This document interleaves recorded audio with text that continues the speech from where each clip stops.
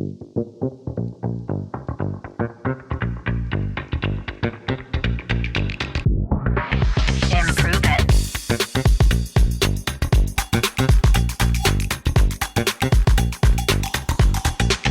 Improve it. Podcast. Improve it, peeps. Welcome to the show.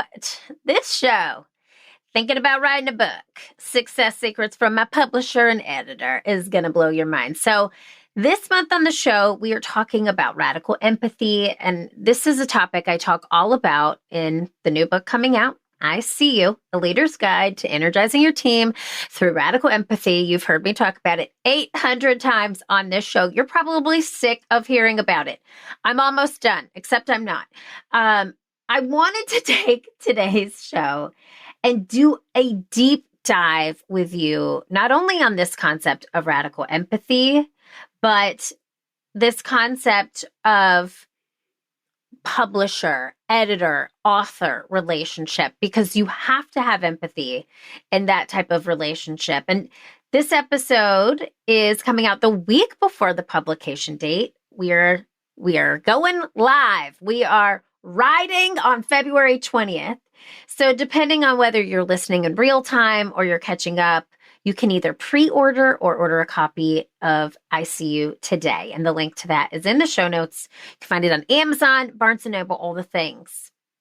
But perhaps you clicked play today because you are a dreamer who dreams about writing a book, or you're a leader who has many stories to tell, or you're a creative person who knows that you have a story inside of you, but you're just not sure how to formulate it quite yet. Or perhaps you're a human being who has an idea that you know you can shape the world with, but you just haven't figured out how to lay it all out. If this sounds like you, I want you to get out a pen and paper, because today is going to blow your mind. Today, we're talking all about the writing process. And again, we are talking with my very own editor from Greenleaf Publishing, Tess Newton. Now, Tess and I were paired together by my project manager, Brian. Let's give a quick shout out to Brian. And it was an absolute match made in heaven. You'll hear Tess talk about that.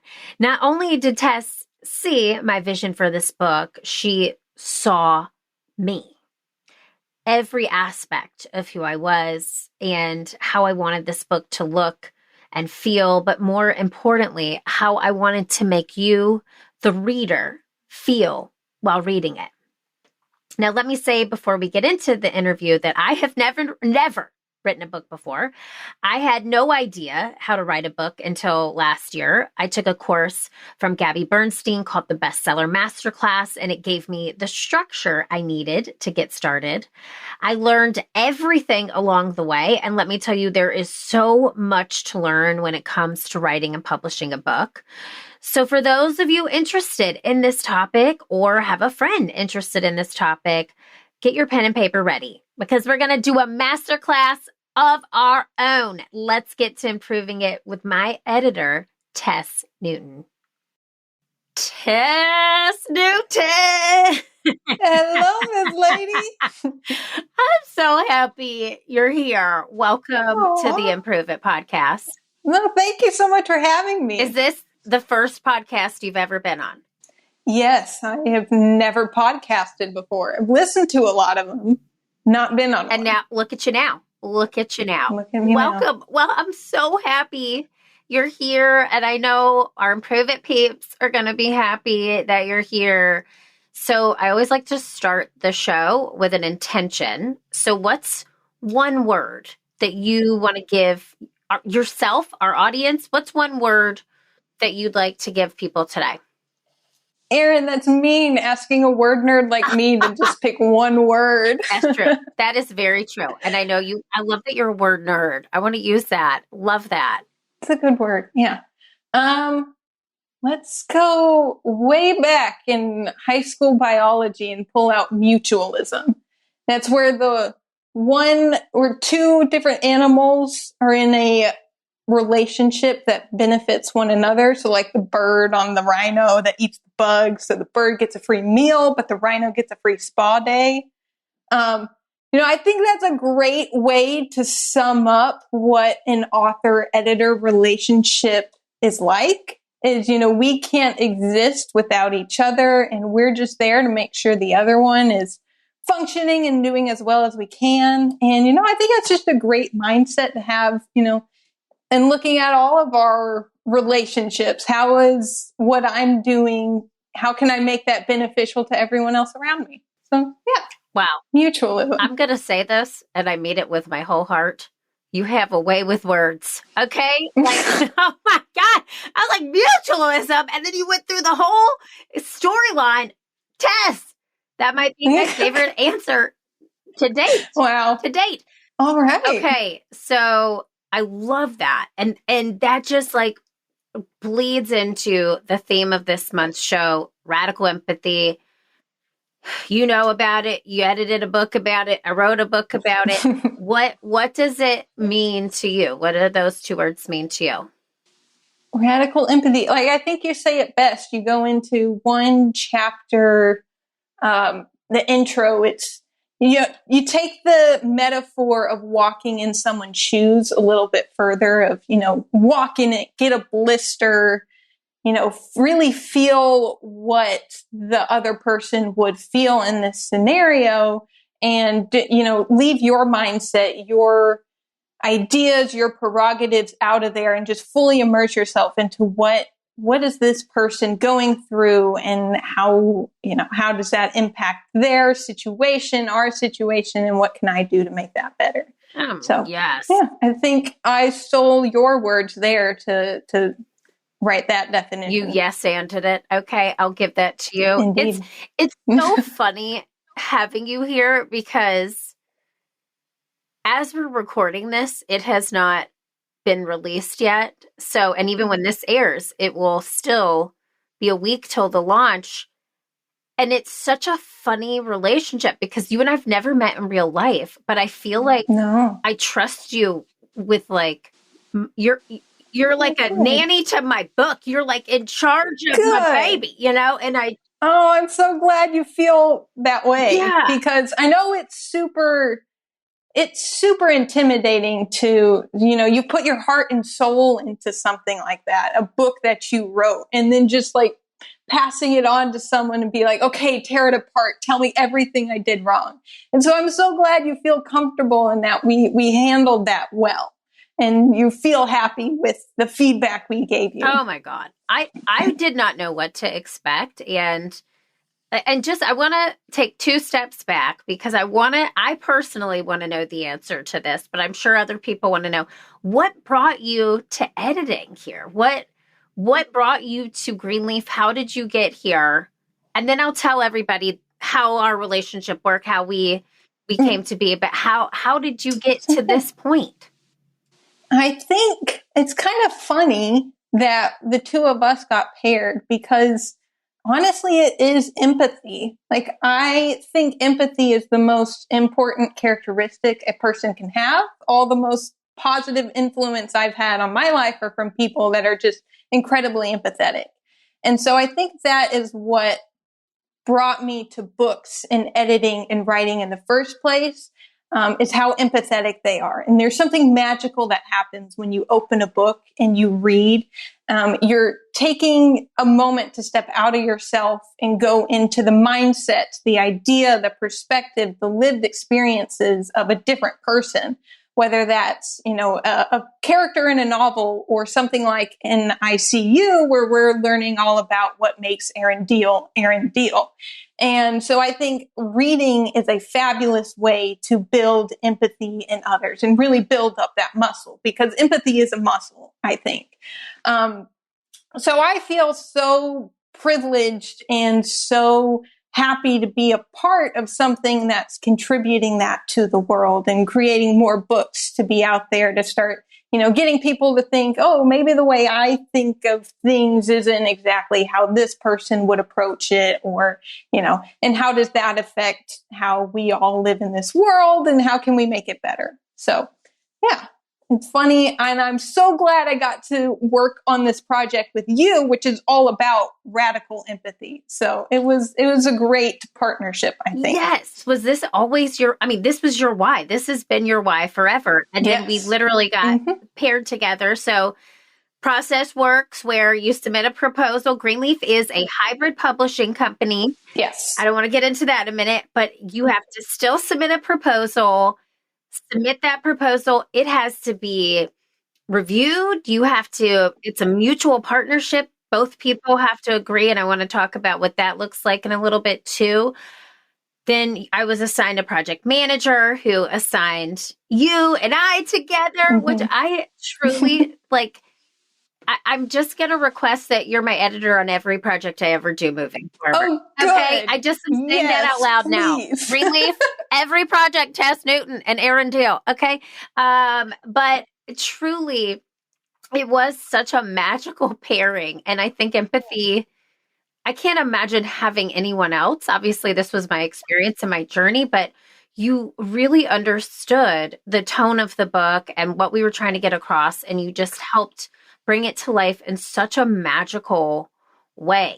So thank you for that because... Well, I'm so glad to hear that. Yeah. And that's something I thought about too, because as an editor, I'm sure there are times when you're like, I would have said it this way, or I would have, but how do you preserve the author's tone as you drive a project forward? Yeah, so that is a big consideration we take into when going into a project. And it all starts with communicating with the author first. And this is why, working with you was great because you were very upfront. Here is my vision for the book. Here is the tone I want. I want to keep all this. And so having that mindset, knowing what you're going for when we, start looking at the manuscript is super key to be able to edit it and get it ready for publication in a way that both us as the publisher will be happy as well as you as the author. And then with that guides, how we go about making our edits, what we recommend, what we don't recommend. And then we send that over to you. And then that's another great part of the editor-author relationship is making sure you have the room, the comfortability to say, I hear your recommendation. I see what you're going for here, but really, I think, this kind of takes away from what I'm going for. And so it's great when our authors are communicative like that and let us know with good feedback, hey, let's back off on the edits here. So you did that wonderfully. And that's why I think the mojo flowed the whole time throughout this project. It was so fun. Like I got to tell you, so the first, and I'll just set it up for everybody too. So you're like the editor at large, right? Like you're like overseeing this project. And then we had Nathan, right? Nate. Okay. Nathan True. And then we had the second editor. Who was the second? I forget, but we had a second editor. She was awesome. It was a woman and she was lovely. And then we had a final edit, which was essentially we did 2 more copyright edits, right? So you're just like making sure grammar is correct. But the first 2, I just remember getting, and you're overseeing that throughout the entire process. I remember getting Nathan's edits back. My stomach dropped before I opened the document, but I was so gracious in how he delivered feedback to me. And he understood that humor was a big part and he added his own jokes. Some of Nathan's jokes are in there. I'm not going to lie. And it was really fun. And it was like a yes and, as we say in improv. It wasn't taking away. It was adding so much value to the project. And I think that as an editor is a fine line, I'm sure, to continually. Oh, absolutely. Yes. Y'all just rock. So glad. It's always so great to hear feedback like that. Like, what y'all were doing worked and this was great. And we've made an even better book than what it was before. Yeah. I mean, truly, it is, when I hold it, it has energy. It has like this vibe to it. And obviously it's set through this through line. You're taking this Energy U curriculum, but I just feel it. I just feel it when I hold the physical copy, and that was crazy. So, okay, for somebody listening, because I know our Improve It peeps, we got a lot of creative leaders out there who probably have a book in their minds that they need to get onto paper. What would you say editors, publishing companies look for when it comes to a proposal? Because you have to have, as an author, a concept. You have to have an idea, and you formulate that into a proposal. What would you say some of the major components of a compelling proposal would be? So first and foremost, we want to know that you have the idea of any book we want that has a strong message is there is a problem your audience has. You have a solution for that problem, and you are the right person to provide that solution. So if you can provide those three keys, then that's great. Another point is if you have an audience already defined, and if you have a key, access to that audience, then that's great. If not, then we can work on building that audience and making sure you know how to get them, how to reach them. But if you already have that built in, that is a great point for your publishers to look at, to know, and that'll make you a really attractive candidate.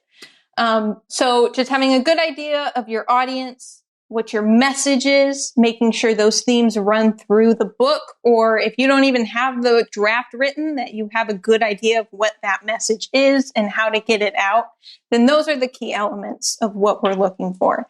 And then especially with a hybrid publisher like Greenleaf, we want to know that you're going to be collaborative, just like you were, Erin, and working through with us at every stage, giving us feedback on our edits. This isn't a light commitment. There's a lot that goes into publishing a book that you want to really think about. So, in addition to actually working on the edits, if you have images in there, we have to get those on time. We have to work on a title and a cover design. And so there are a bunch of moving pieces. So knowing that you'll be committed to it, and, making sure you hit those deadlines, because we can't do what we need to do without you doing it. So just being ready and having, some awareness of what will go into the publishing of a book. But I'd say those are the big elements of what makes certain candidates more attractive than others. Yeah. And this is something, and I love that, because I know, let me just answer what you just said, because I'm jumping 5 steps ahead because I'm so excited.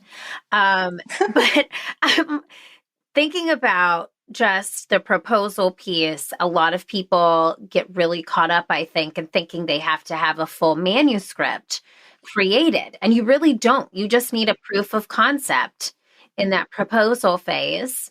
And I remember when I came to Greenleaf, I had been out trying to find a lit agent. I had been marketing this proposal around for probably a month, and I was probably 6 chapters into the book.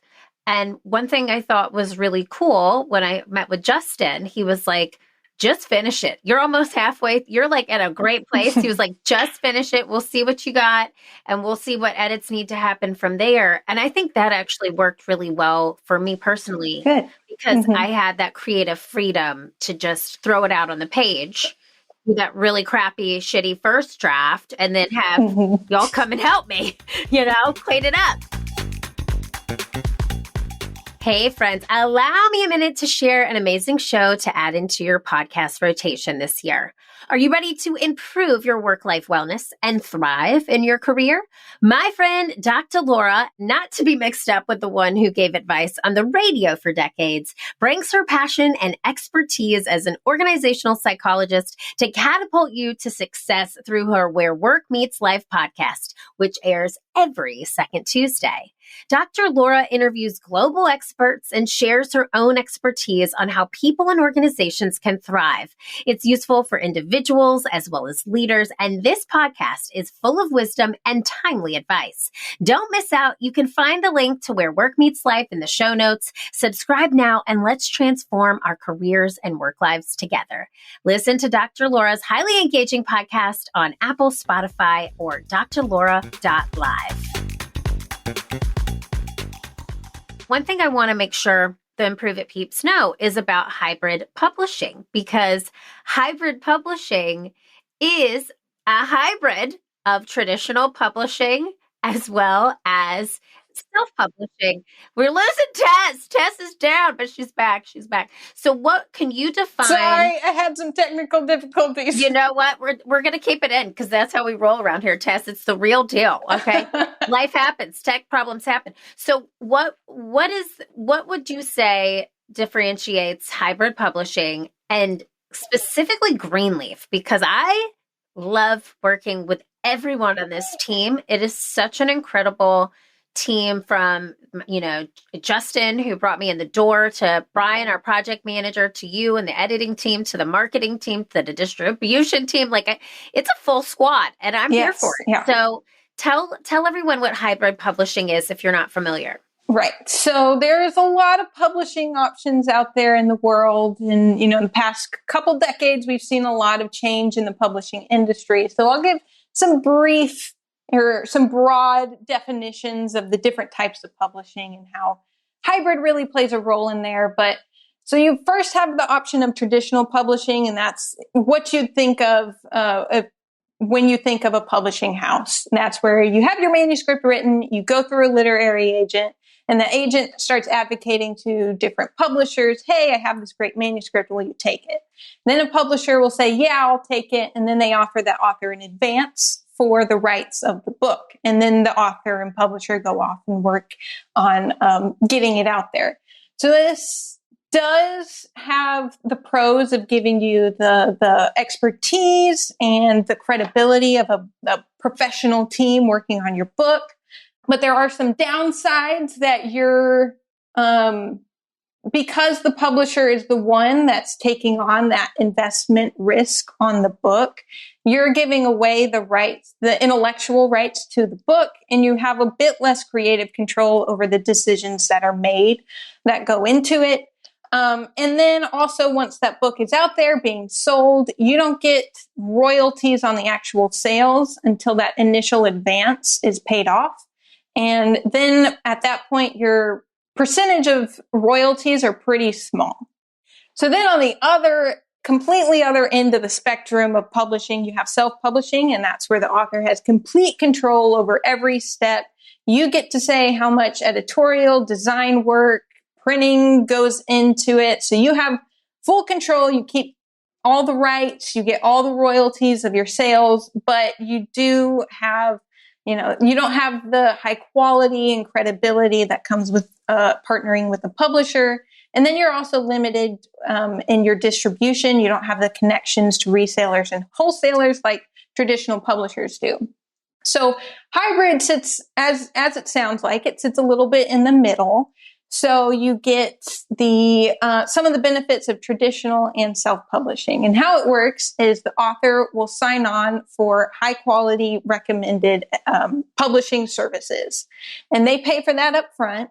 And then in return, the author gets the expertise of a publishing group to really help with the production of the book and then the selling of the book, as well as the distribution. So we have the same contacts, the same reach as a traditional publisher would to be able to get you into bookstores, things like that.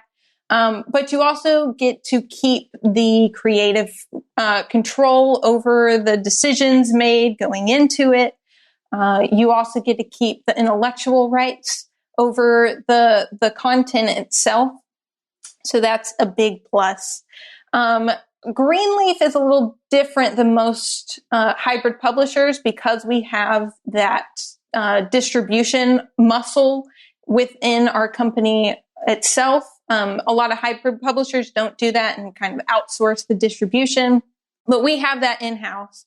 And then we also offer a lot more editorial services. So like we've been saying, you can come to us with just a proposal, not even written a word of the actual manuscript itself, and we can help you get the right editorial expertise at that stage to get started writing your book.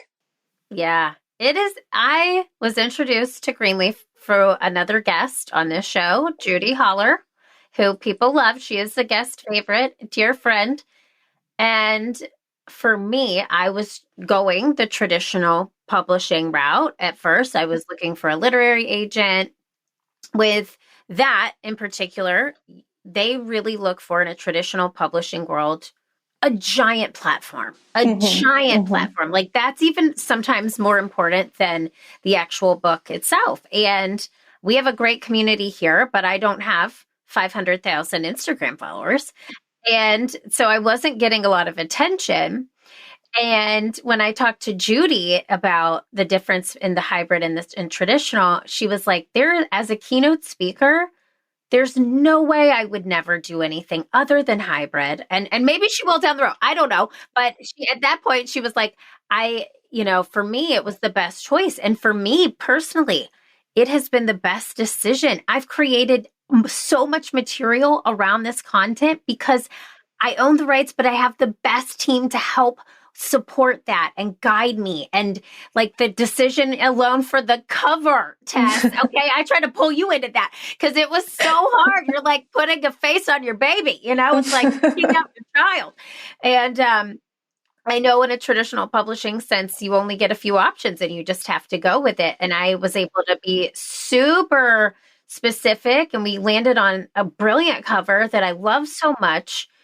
And I was able to work with a team of people who really love the project and want to guide it and keep my voice in there. So it's been such a wonderful journey. And I wanted to share that specifically with our Improve It peeps, because there is still some element of working with a hybrid publisher. You do have to submit a proposal. Not all proposals get chosen. And you mentioned what that looks like when you're looking for proposals, what you're looking for. So we know that.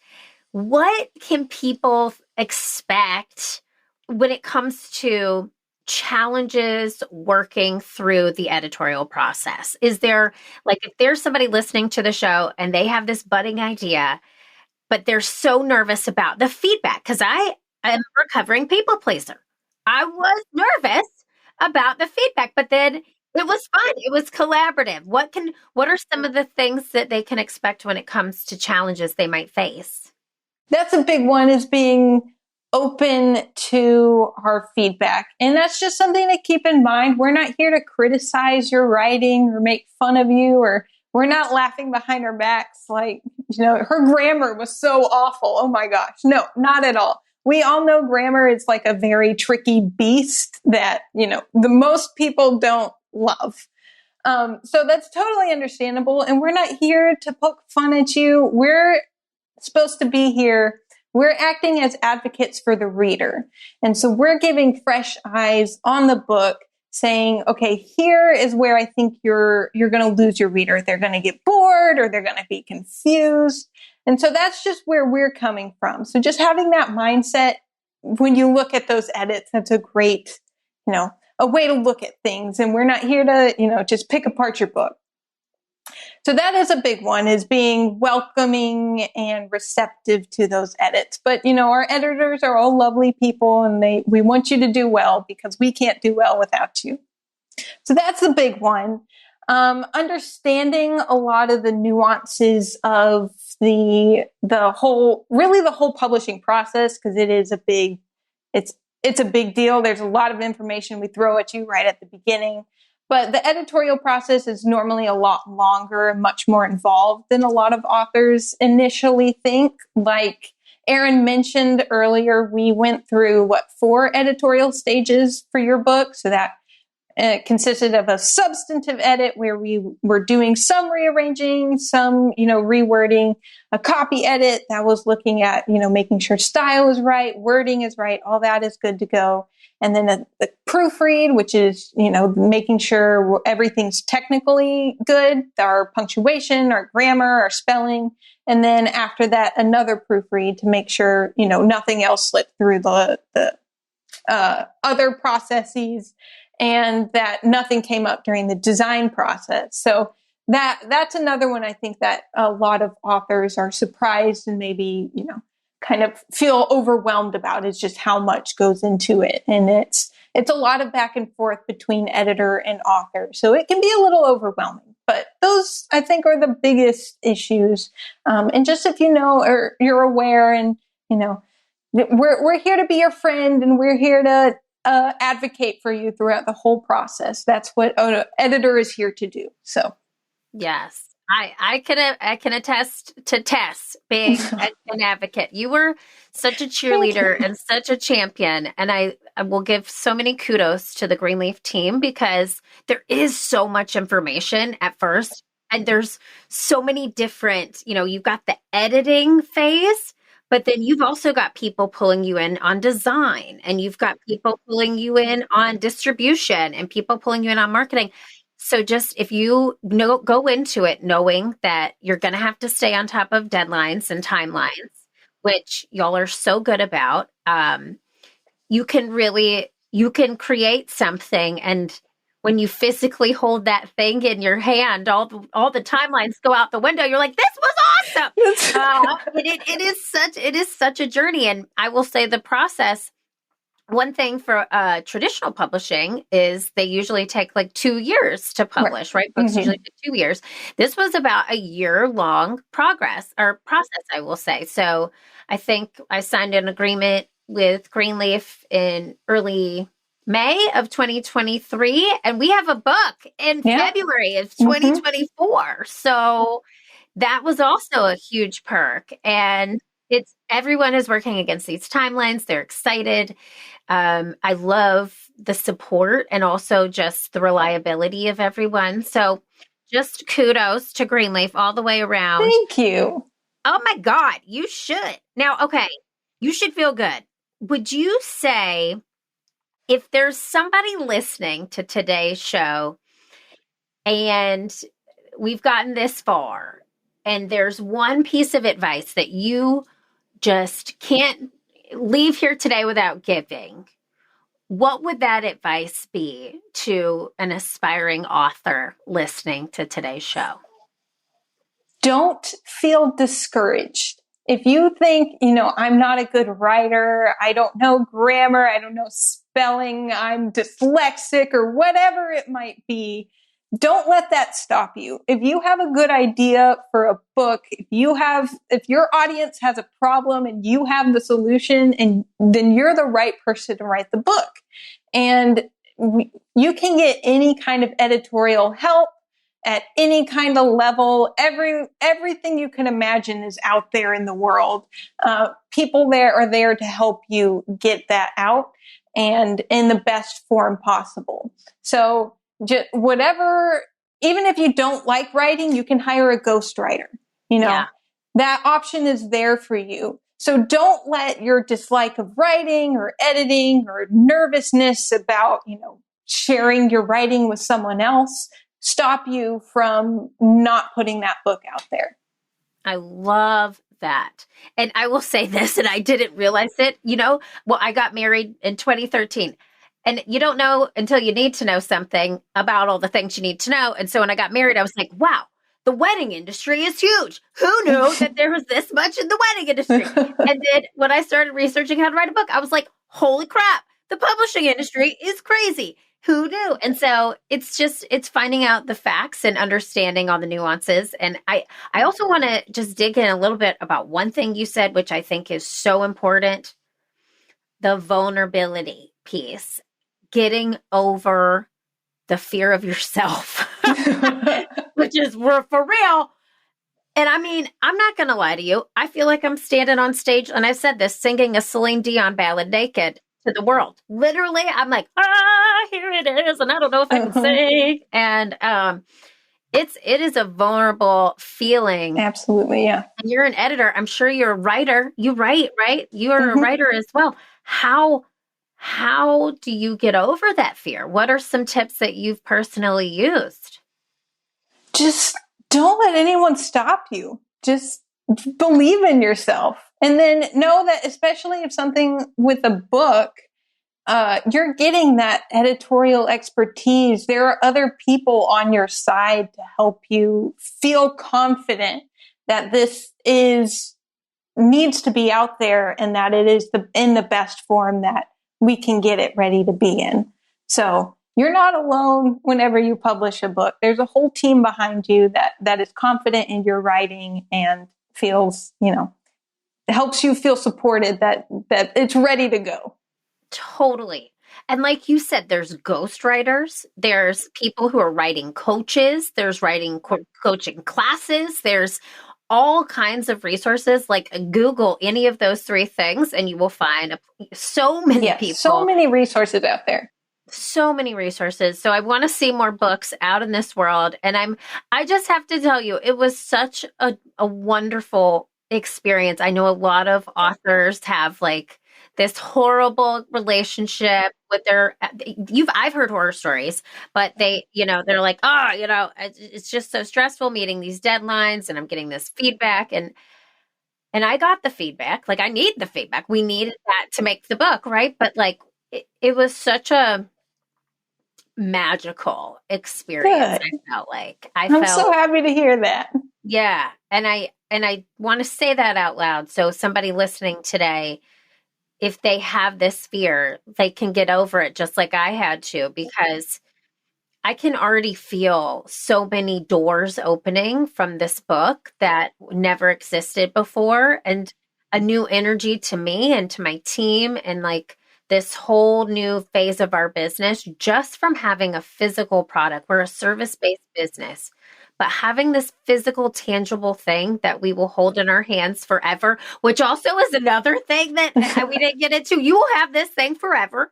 It can be edited again before it goes to print, but it's pretty much set in stone. And it's there. So that was a thing I had to get over. But you guided us through that, and it was such a wonderful journey. So I'm just thrilled to have the opportunity. And I have to ask you this because we always ask guests on our show, we say the it at Improve It is that thing that you're meant here to do. It's your purpose. What is Tess Newton's it?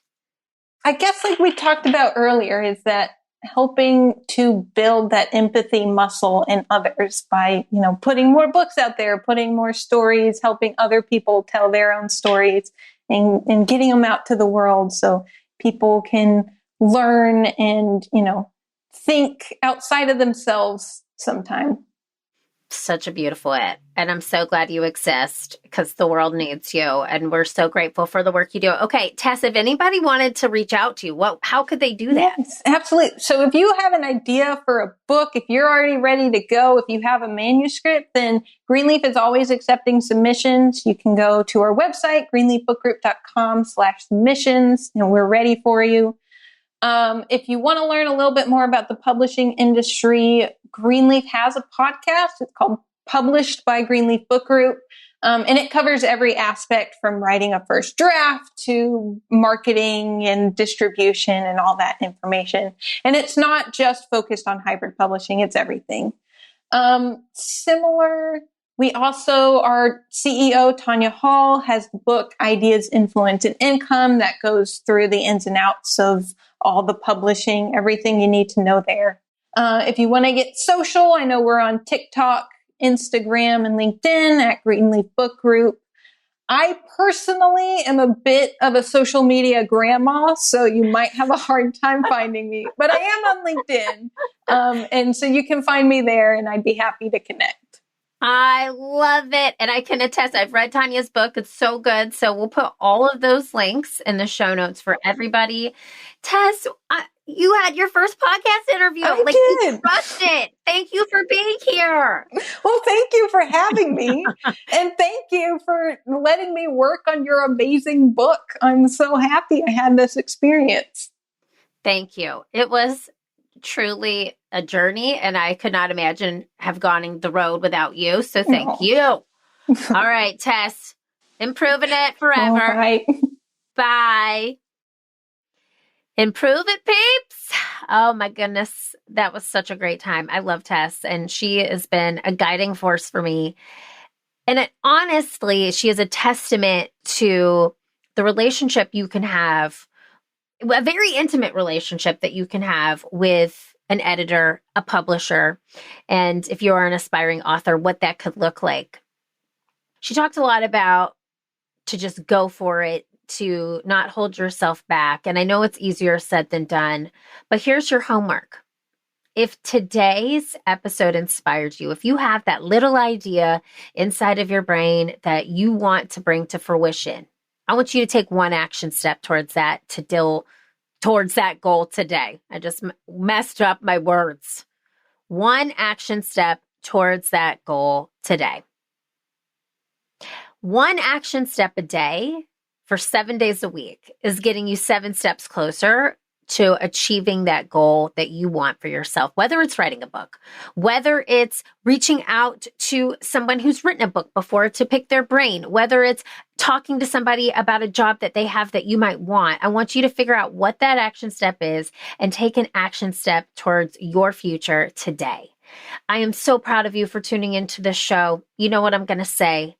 Keep failing, keep improving, because this world needs that special it that only you can bring. I see you, and I'll see you next week because we're launching this book, baby. Bye.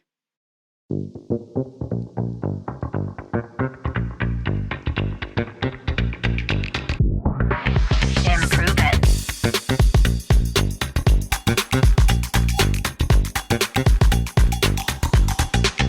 Improve It Podcast.